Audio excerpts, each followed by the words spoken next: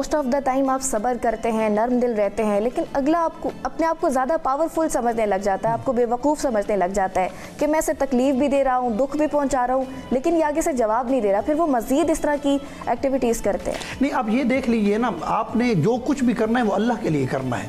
اگر تو کوئی بندہ زیادتی کر رہا ہے اور آپ صبر کر رہے ہیں، لیکن اس کے باوجود بھی اس کی زیادتی بڑھ رہی ہے، تو وہ ظلم ہے، اس پہ آپ نے بولنا ہے۔ ابھی یہ جو آیت ہم پڑھتے ہیں وَاصْبِرْ عَلَىٰ مَا يَقُولُونَ وَاهْجُرْهُمْ هَجْرًا جَمِيلًا، رسول خدا کو جب یہ کہا گیا کہ آپ نے صبر کرنا ہے اور بہترین طریقے سے، حسن طریقے سے آپ نے ان سے جدا ہو جانا ہے۔ یہ یاد رکھیے گا، علماء نے، مفسرین نے اس آیت کی تفسیر میں یہ لکھا ہے کہ یہ آیت آیات جہاد یا آیات قتال کے مخالف نہیں ہے۔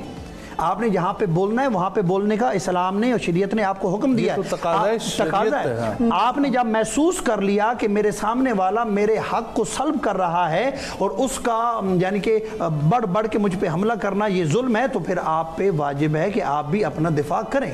ٹھیک۔